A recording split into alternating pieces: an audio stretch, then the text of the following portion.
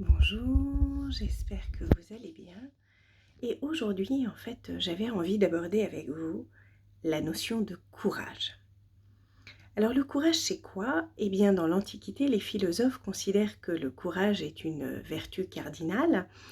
Et Aristote dit du courage qu'il se situe entre la peur et l'audace. Et je trouve que c'est particulièrement intéressant, notamment quand on se réfère à l'étymologie du mot courage, puisque c'est le même mot qui a donné cœur, et qu'on retrouve dans la fameuse réplique dans le Cid de Corneille, qui fait dire au père de Rodrigue: Rodrigue, as-tu du cœur? Et lui de répondre: tout autre que mon père l'éprouverait sur l'heure. Alors pourquoi est-ce que je vous parle de ça et pourquoi est-ce que je vous parle de la notion de cœur et de courage? Parce que ce que je trouve particulièrement intéressant dans cette idée du courage qui se situerait entre la peur et l'audace, eh bien c'est que finalement le courage viendrait du cœur. Et je trouve que ça lui donne une dimension vivante en fait. On pourrait se dire que finalement dans le courage c'est la vie qui parle. Alors je m'explique. En fait, en philosophie, on peut considérer que le courage est un acte de l'immédiateté.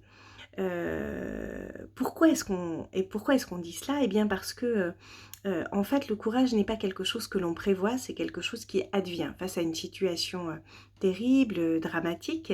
Eh bien, d'un coup, l'être ne réfléchit plus, l'être humain, j'entends, ne réfléchit plus et il agit. Et c'est presque quelque chose qui se fait malgré lui, en fait. Il fait preuve d'un acte courageux sans s'en rendre compte.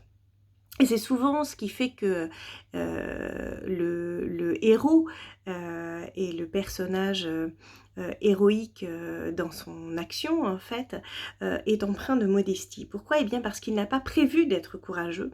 Ça lui est arrivé juste comme ça, d'un coup, de manière immédiate. Là où le lâche, lui, d'une certaine façon, anticipe, en fait, et prévoit la façon dont ça pourrait se passer. Je pense notamment lors d'une situation d'agression par exemple, eh bien le courageux, lui, bondit en fait malgré lui. Et je crois que ça nous parle de la vie, en fait, de la vie à l'œuvre. C'est-à-dire que le courage, d'une certaine manière, c'est comme le cœur qui bat d'un coup et qui s'exprime au-delà de tout, au-delà du risque, au-delà de la mort, ou plutôt avec le risque en affrontant la mort.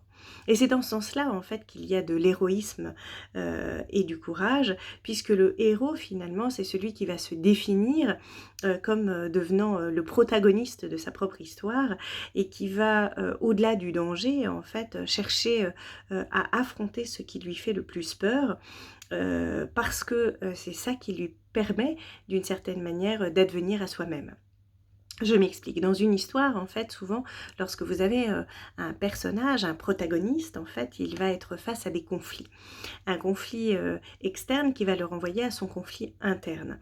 Et qu'est-ce que ça veut dire cette chose? Eh bien, ça veut dire que le personnage, lorsqu'il est face au conflit, en fait, il va déterminer un objectif, et cet objectif est un objectif externe, donc quelque chose qui est tangible, en fait, qu'il va pouvoir toucher, comme, je sais pas moi, réunir tant d'argent en un temps record, gagner une médaille aux Jeux Olympiques, combattre une maladie et donc être guéri à 100% dans ses analyses de sang, etc., etc.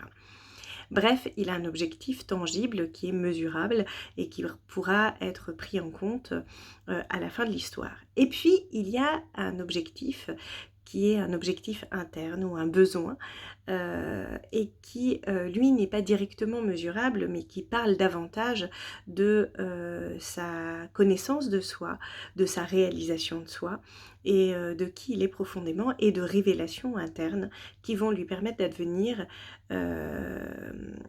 et finalement de réaliser son essence.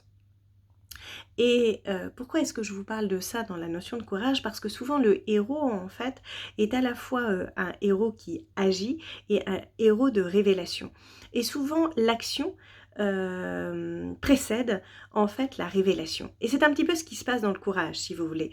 C'est-à-dire qu'il y a quelque chose qui fait que je passe à l'action d'abord et ensuite je réalise ce que cette action m'a permis.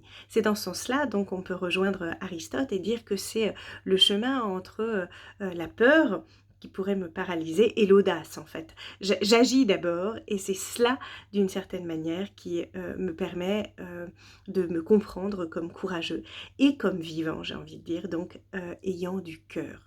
Et alors ce que je trouve très joli avec cette affirmation autour du cœur, c'est que le cœur c'est aussi l'endroit de l'amour, des émotions, des sentiments. Et finalement le courage c'est quelque chose qui s'exprime dans notre entièreté de vie et peut-être à l'endroit où nous sommes le plus amoureux de la vie, c'est-à-dire à l'endroit où nous nous exprimons au-delà du danger dans une expérience absolument vivante. Alors comment est-ce qu'on va mettre ça en place au quotidien? Eh bien tout simplement en acceptant d'avoir peur. J'ai envie de dire si vous avez des réalisations que vous voulez faire, si vous avez des objectifs dans la vie, s'il y a un rêve qui vous tient absolument à cœur, accueillez vos peurs. Accueillez vos peurs parce que vos peurs, ce dont vous avez le plus peur finalement, souvent c'est ce dont vous avez le plus envie. Je parle là pour vos désirs personnels et vos rêves internes. Or, de quoi vous allez avoir besoin? Non pas de faire disparaître vos peurs, mais de les affronter. Et pour cela, vous allez avoir besoin de courage. Et ce qu'il y a de génial, c'est que vous allez avoir besoin d'être en vie. Et donc, en vous exprimant dans la vie, en exprimant ce désir, en fait, de faire passer la vie au-delà des peurs, eh bien, d'une certaine manière, vous allez nourrir votre cœur. C'est-à-dire votre cœur qui bat, votre cœur qui est à la fois source de joie, d'émotion, d'amour aussi. Et vous allez finalement exprimer votre amour de la vie plutôt que votre peur de celle-ci. Alors je crois moi profondément que le courage est une vertu essentielle, notamment lorsqu'on veut réussir, parce que aucune entreprise en fait ne peut se faire sans courage. J'ai envie de dire, si vous avez envie d'exprimer qui vous êtes, vous allez avoir besoin de courage parce que personne ne vous attend et en même temps tout le monde a besoin de vous en fait. Ce que je veux dire par là, c'est que la personne que vous êtes, votre unicité qui fait de vous un être si particulier et si spécifique, eh bien personne d'autre que vous ne l'a dans le monde. Vous êtes né dans un endroit particulier, dans une famille particulière, à un moment particulier. Tout ce que vous avez vécu depuis votre naissance, vous seul l'avez vécu. Ça vous rend extrêmement précieux, extrêmement spécial. Et si vous avez le courage, en fait, si vous mettez à cœur et du cœur à l'ouvrage d'exprimer cette unicité particulière, eh bien je gage moi qu'il y aura quelque chose d'extraordinaire qui va se manifester parce que vous seul pouvez manifester la totalité de votre être. Ensuite, ce chemin-là, qui est à entreprendre, ne sera pas facile. Pourquoi? Eh bien parce que exprimer son rayonnement interne et qui nous sommes dans une société où parfois on va chercher à nous cloner, à essayer de nous identifier tous les uns les autres de manière similaire, eh bien ça nécessite du courage. Le courage d'affirmer son unicité propre. Et ça nécessite, parce que ça nécessite du courage, de la modestie. Pourquoi je vous dis cela? Eh bien parce que les êtres vraiment héroïques, vraiment courageux, je pense notamment à de grands résistants, à Jean Moulin ou à des personnages comme, je sais pas moi, Jeanne d'Arc par exemple, je crois pas qu'ils étaient férus d'orgueil, mais au contraire dans leur action, en fait, il y avait une espèce d'humilité, une espèce de transcendance, comme si ça ne leur appartenait pas, et comme si cette immédiateté qui surgissait là dans leur cœur de manière profonde et intense, en fait, était quelque chose qui les dépassait, qui les transcendait. Et en ce sens-là, je crois que le courage nous invite à l'humilité. Donc, exprimer votre unicité, votre spécificité dans le monde ne revient pas à affirmer un ego dévastateur, mais au contraire un ego courageux, humble, qui exprime en fait la vie à l'œuvre à l'intérieur de vous dans une forme si particulière qui est la vôtre. Donc voilà ce que j'avais envie de partager avec vous et aussi vous dire que que finalement avoir peur c'est normal,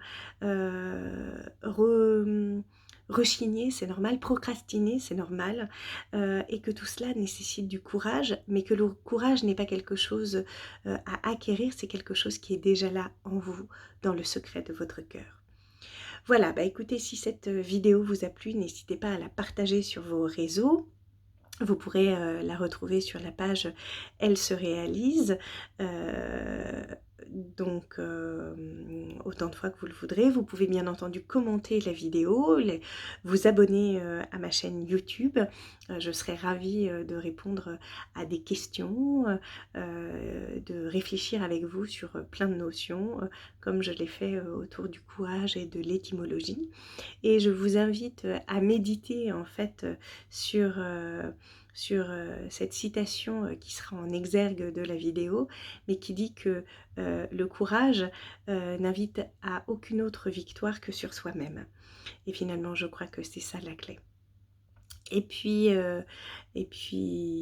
je vous souhaite une excellente journée. N'hésitez pas, je le répète, à vous abonner à ma chaîne YouTube et à partager cette vidéo sur les réseaux, puisque plus de gens réfléchissent sur ces notions, plus ça me semble intéressant pour tout le monde. Voilà, bah écoutez, je vous souhaite une excellente journée. Je vous dis à très vite. Au revoir. Soyez courageux, aimez la vie et faites battre votre cœur pour ce en quoi vous croyez. Au revoir.